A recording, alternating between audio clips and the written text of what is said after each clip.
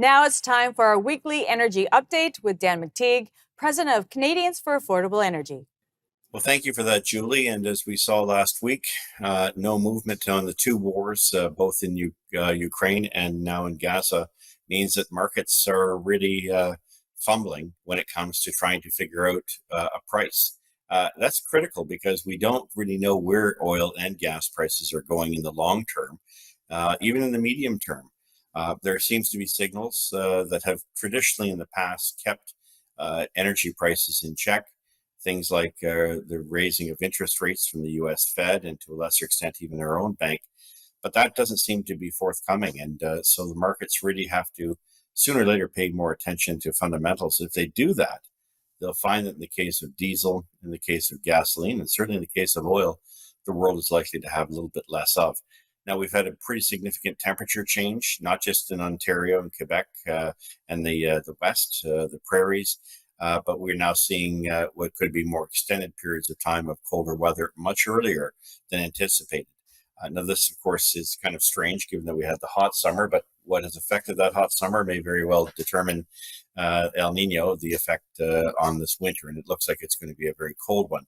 If that is the case, then diesel, natural gas, and propane futures will begin to rise and reflect that sudden and dramatic and early demand, which of course brings into focus why the federal government insists that only one region of the country, the Atlantic provinces, using heating oil, should get an exemption on carbon taxes, while propane and natural gas used in the rest of the country does not.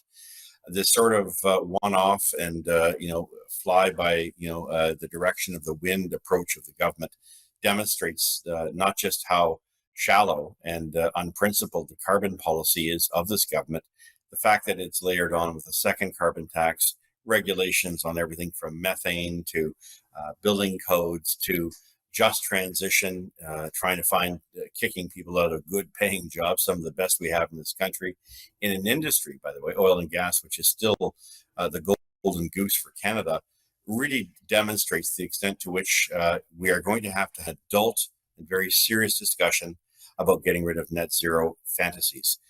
These policies are not helpful to Canada. They're pernicious to Canada, and they won't just stop in terms of ability and sapping our ability to make ends meet.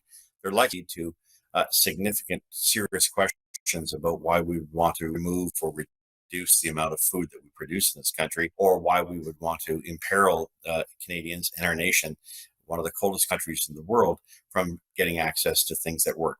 I come from a family of electricians, many who've worked in the trades, plumbing, HVAC. Heat pumps, generally speaking, in colder weather don't work. As I've said many times before, and people may not like to hear it, generally speaking, they're garbage and a waste of money, and they have no business being used in Canada. You want to use them for warmer climates, use them for air conditioning, that's great, but they're not very helpful to Canada. And so when it comes to gas prices, this is, of course, leading us to the conclusion that what you see today is what you're going to pretty much see this time next week. No big increases, no decreases. We're going to stay at an average of about $1.52 for a liter of gasoline in Canada, and you're likely to see diesel prices being the only outlier. And that's critical here, Julie, because as we get colder, diesel is a proxy not just for jet fuel and for transportation, agriculture and mining, in other words, economic activity. Heating oil, stove oil, furnace oil is still used in a lot of parts, not just of Canada, but the United States. And so that is likely to see an increase. We saw earlier this week futures, at least here in Canada, central Canada, Quebec, Ontario, to a lesser extent the Maritimes and the prairies, not British Columbia's lower mainland and Vancouver Island. We saw the spot price, the wholesale price for diesel go up about 10 cents a liter.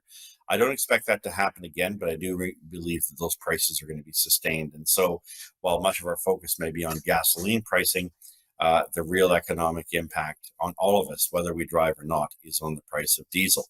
And paying attention to it, I think, is far more important for those out there who are new to the idea of gas price predictions and gas price futures. I'm glad to see more people have finally, after 20 or 30 years, taken an interest in this field.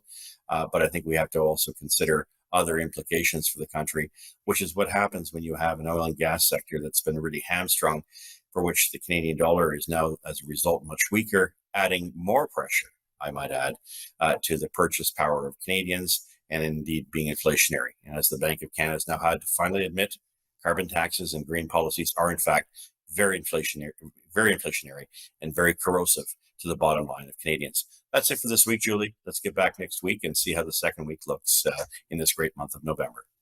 Thanks for that, Dan.